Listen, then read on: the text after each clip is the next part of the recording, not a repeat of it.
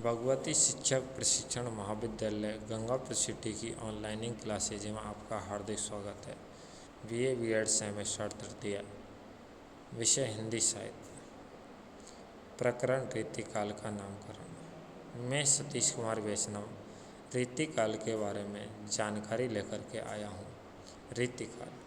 रीतिकाल का वर्ष माना जाता है 1650 ईस्वी से 1857 ईस्वी तक का माना जाता है। हिंदी साहित्य के उत्तर मध्यकाल के समय को रीतिकाल के नाम से जाना जाता है। आचार्य ग्रियर्सन ने रीतिकाल को कलाकाल कहा है, जो इस काल के कवियों की विशिष्टता को पहले के कवियों से अलग दिखाता है। दूसरी ओर मिश्र बंधु ने रीतिकाल को अलंकृत काल कहा है, जबकि आचार्य रामचंद्र शुक्ल ने रीतिकाल कहा है और पंडित विश्वनाथ प्रसाद मिश्र ने रीतिकाल को श्रृंगार काल के नाम से जाना जाता है।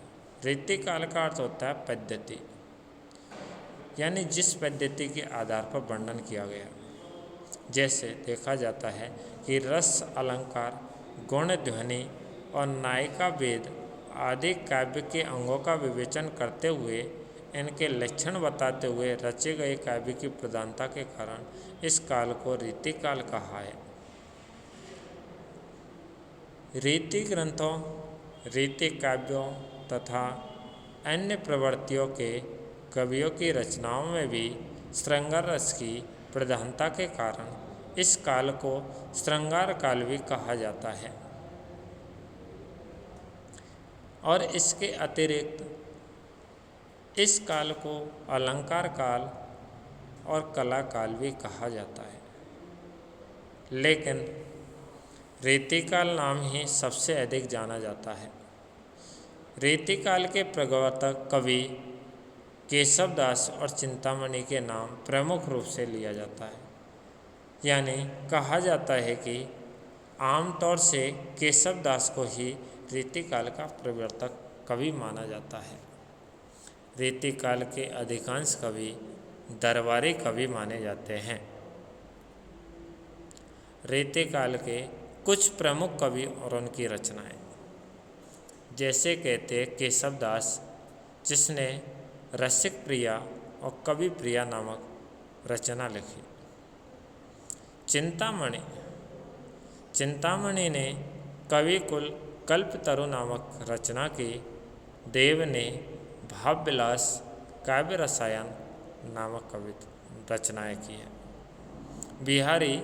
बिहारी ने सत्सई नामक रचना की है। मतीराम ने रसराज और ललित ललाम, जबकि भूषण ने शिवराज भूषण हजारा, भूषण उल्लास आदि रचनाएं की। घनानंद ने सुजान हित, पद्माकर ने जग विनोद, पद्माभरण नामक आदि रचनाएं की। इसके अलावा इनमें से केशव, बिहारी, घनानंद और भूषण को इस युग का प्रतिनिधि कवि माना जाता है। बिहारी ने दोहे की संभावना को पूर्ण रूप से विकसित कर दिया है। अधिकांश कवि दरबारी थे। रीतिकाल के कवियों को मुख्यतः 3 वर्गों में रखा गया है। रीति ग्रंथकार कवि, या कहना चाहे तो लक्षणबद्ध कवि या रीतिबद्ध कवि। जिन कवियों ने रीति ग्रंथों एवं लक्षण ग्रंथों का निर्माण किया है तथा अपने ग्रंथों में बताया है कि काव्य सिद्धांतों के लिए ही काव्य लिखा है। उदाहरण: केशवदास, मतीराम, देव, चिंतामणि। रीति सिद्ध कवि ऐसे कवि जिन्होंने रीति शास्त्र का ज्ञान है और वे रीति परंपरा का पालन भी करते हैं, परंतु रीति ग्रंथ न लिख करके सीधे काव्य की रचना करते हैं। उदाहरण बिहारी लाल।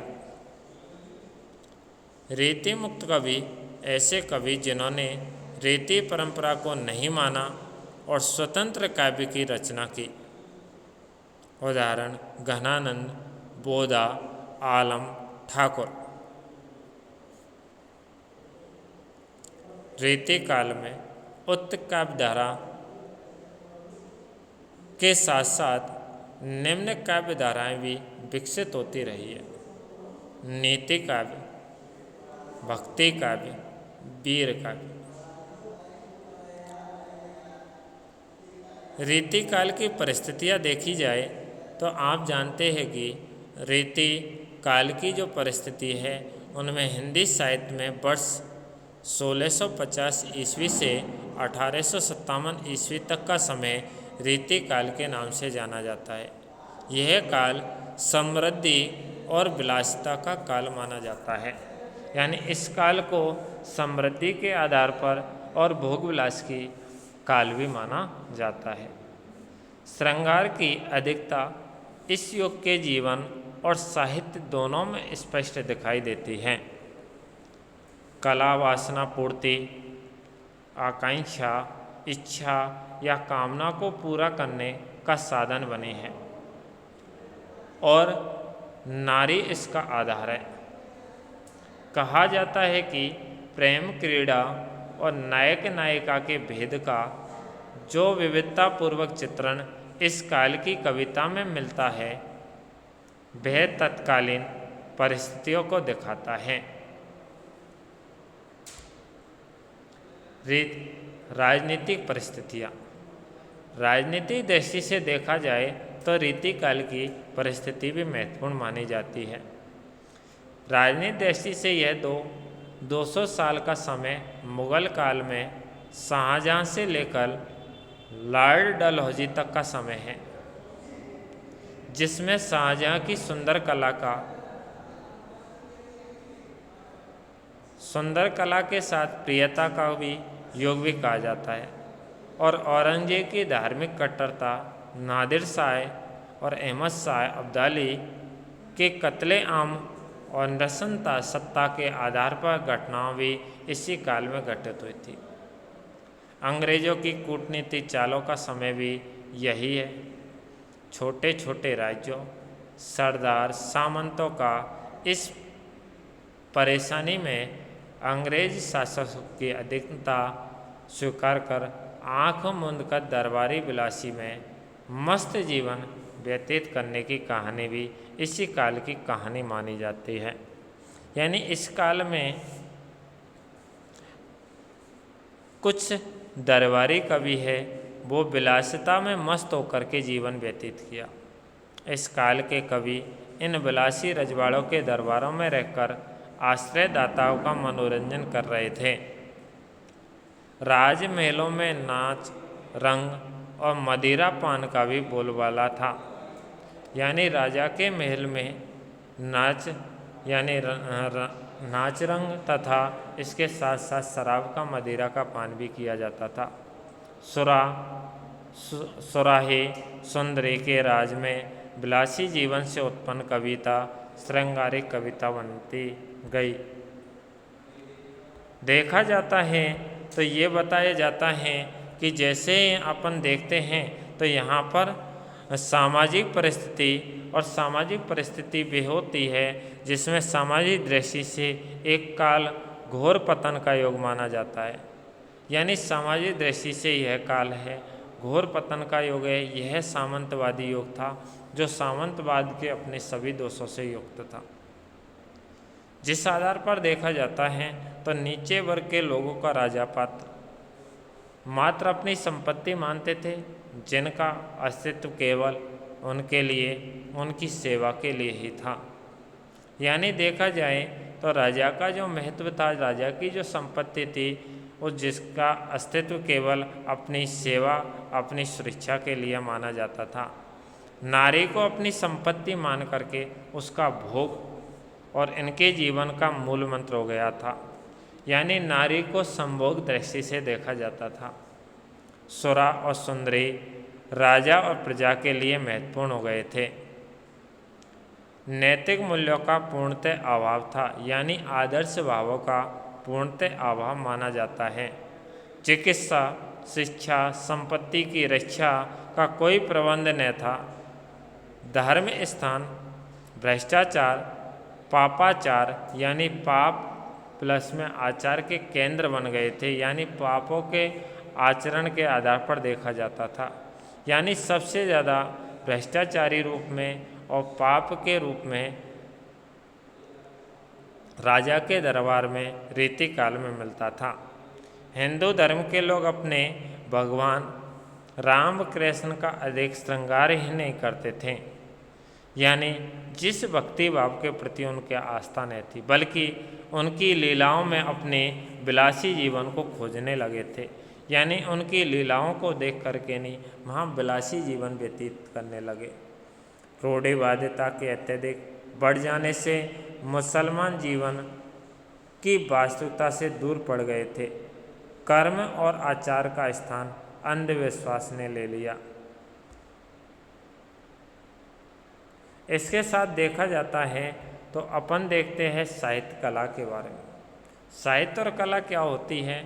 साहित्य और कला की दृष्टि से यह युग माना जाता है, काफ़ी समृद्ध माना जाता है। लेकिन ललित कलाओं में चित्रकला, स्थापत्य कला और संगीत कला का पोषण राजमहलों में हुआ। यानी इन राजमहलों में चित्रकला है, स्थापत्य कला है, संगीत कला का प्रयोग होने लगा। संगीत शास्त्र पर कुछ प्रमाणिक ग्रंथ भी लिखे गए, यानी रीति काल में कुछ प्रमाणिक ग्रंथ मिलते हैं। किससे संबंधित? संगीत शास्त्र से संबंधित। रीति काल की मुख्य विशेषताएं। लक्षण ग्रंथों का निर्माण, यानी लक्षण ग्रंथों के आधार पर देखा जाए तो रीति काल के बारे में, इसके बारे में जानकारी मिलती है। रीति काल की सर्वप्रथम विशेषता लक्षण ग्रंथों का निर्माण था। यहाँ काव्य विवेचना अधिक हुई है, यानी देखा जाता है कि कवियों ने संस्कृत के लक्षण ग्रंथ लिखने वाले आचार्यों का अनुकरण करते हुए अपनी रचनाओं को लक्षण ग्रंथों अथवा रीति ग्रंथों के रूप में क्या किया? प्रस्तुत किया। यानी आचार्यों के द्वारा जिस प्रकार से अपनी वाणी को लोगों के सामने जब प्रकट किया, रचना के माध्यम से अपने भावों को प्रकट किया और उन लक्षण ग्रंथ या रीति ग्रंथों के रूप में प्रस्तुत किया था रीति काल के आचार्यों ने। यद्यपि देखा जाता है तो रीति निरूपण में इन कवियों को विशेष सफलता नहीं मिली। प्राय इन्होंने संस्कृत ग्रंथों में दिए गए नियमों और तत्वों का ही हिंदी पद्य में अनुवाद किया है। इसके अलावा बताया जाता है श्रृंगार चित्रण, यानी श्रृंगार चित्रण के आधार पर देखा जाता है तो रीति काल बड़ा ही प्रधान काल माना जाता है। रीति काल की दूसरी बड़ी विशेषता श्रृंगार रस की प्रधानता रही है।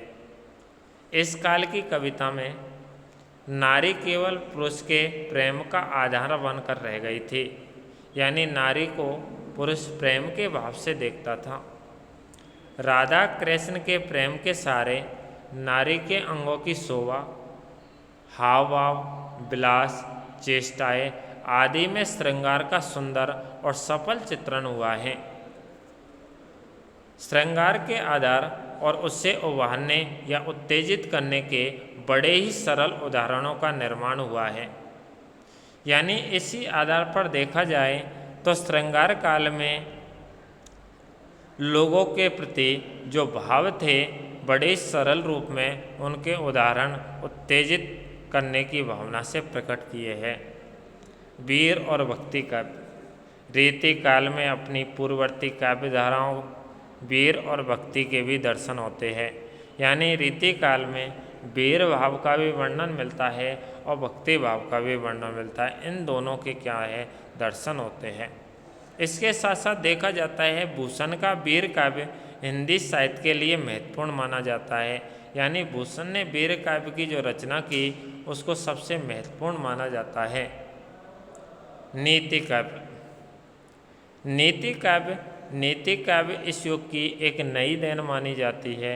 नीति काव्य नियमों पर आधारित मानी जाती थी। इस क्षेत्र में ब्रंद के नीति दोहे और गिरधर की कुंडलीय और दीनदयाल गिरि की कौन सी अन्योक्ति उल्लेखनीय मानी जाती है। इसके अलावा प्रकृति चित्रण। प्रकृति चित्रण में बताया गया है कि रीति काल में प्रकृति चित्रण उत्तेजित करने के लिए हुआ था। स्वतंत्र और आधार रूप में प्रकृति चित्रण बहुत कम रूप से हुआ, लेकिन देखा जाता है इनके काव्य में प्रकृति का बिंबग्राही यानी विशेष अर्थ वाला रूप नहीं मिलता है। प्रकृति के उद्दीपन रूप में उत्तेजित करने या उभारने या विशेषतः मनोभावों को जागृत करने या उन्हें उत्तेजित करने की क्रिया या भाव बताई गई है का चित्रण भी परंपरागत रूप से मिलता है। इसके बारे में जानकारी प्राप्त होती है। इसके अलावा देखा जाता है तो ब्रजभाषा का उत्कर्षण हुआ है, ब्रजभाषा के रूप में प्रयोग हुआ है। यह काल ब्रजभाषा का स्वर्ण युग काल कहा जाता है, यानी इस काल में सबसे ज़्यादा ब्रजभाषा का प्रयोग हुआ है। भाषा में वर्णमेत्रीय, अनुप्रास और ध्वन्यात्मकता, शब्द संगीत आदि का पूरा निर्वहन किया गया है। साथ ही देखा जाता है कि भाषा की मधुरता के कारण मुसलमान कवियों का भी इस ओर ध्यान गया, यानी इस रीति काल में जो ब्रजभाषा का प्रयोग हुआ उस आधार पर देखा जाता है तो शब्द संगीत, अनुप्रासात्मक और वर्ण विमेत्रीय, इस आधार पर मुसलमान कवियों का भी ध्यान गया था। इसमें अवधी, बुंदेलखंडी, फारसी के शब्दों को प्रकट किया गया और कवि ने अपनी भावानुकूल बनाने के लिए इनके शब्दों को तोड़ा और मरोड़ा भी था। साथ ही बताया जाता है अलंकारिकता के आधार पर। अलंकारिकता क्या है? इस अलंकारिकता रीति काल की अन्य प्रधान प्रवृत्ति मानी जाती है, यानी रीति काल की एक अन्य प्रधान प्रवृत्ति अलंकारिकता मानी जाती है। यानी देखा जाता है इसका कारण राज दरबारों का विलासी वातावरण, जनसाधारण की रुचि थी। साथ ही बताया जाता है कि कवियों को अपनी कविता भड़कीले रंगों में क्या है रंगनी पड़ती थी, जिससे जिस रूप में व्यक्ति पढ़ता था उस रूप में उसके आनंद की क्या हो सके अनुभूति। बहुत ही सारे कवियों ने भी देखा जाता है अलंकारों के लक्षण उदाहरण दिए, लेकिन बहुतों ने केवल उदाहरण ही लिखे, जबकि उनके मन में लक्षण विद्यमान नहीं थे। लक्षणों के आधार पर देखा जाता है अलंकार का इतना अधिक प्रयोग हुआ है कि वहाँ साधारण ने रहकर के नहीं साधारण रूप में बन गए थे, जिससे काव्य का सौंदर्य बढ़ने की अपेक्षा कम ही हुआ। कभी कभी केवल अलंकार ही अलंकार स्पष्ट होते हैं और कभी कभी देखा जाता है तो कवि द्वारा बताया जाने वाला अर्थ उसी चमत्कार में खो जाता है। यह दोष रीतिकालीन काव्य में प्राय दिखाई पड़ता है, यानी देखा जाता है। केशवदास को इसी काल के आधार पर कहा जाता है कि इसी कारण कठिन काव्य का प्रेत भी कहा जाता है, जिसे आचार्य रामचंद्र शुक्ल ने इसे कठिन काव्य का प्रेत कहा, क्योंकि इसकी जो रचना है वो कठिन रूप में शब्दों का प्रयोग किया गया। इसके अलावा देखा जाता है काव्य रूप, और काव्य रूप में किसका वर्णन मिलता है कि रीति काल में मुक्त काव्य रूप को प्रधानता मिलती है। राजाओं की काम क्रीड़ा, काम वासना को उत्तेजित करने, उनकी मानसिक थकान को दूर करने के लिए जिस कविता का आश्रय लिया गया वह मुक्त की रही। अतः इस काल में कवित्व और सवैया की प्रधानता रही है। कवित्व का प्रयोग वीर और श्रृंगार रसों में तथा सवैया का श्रृंगार रस में ही हुआ है। बिहारी ने दोहा छंद के सीमित शब्दों में अधिक अर्थ व्यक्त करने की कला को विकसित किया है, जबकि बताया जाता है कि काव्यांगों के लक्षण प्राय दोहे में ही लिखे जाते थे। कभी कभी उदाहरण भी दोहे में ही दिए गए, कुछ अच्छे प्रबंध काव्य लिखे गए।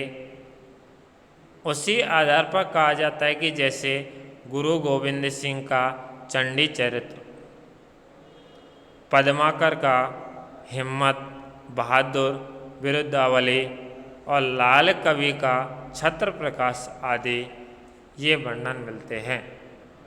धन्यवाद।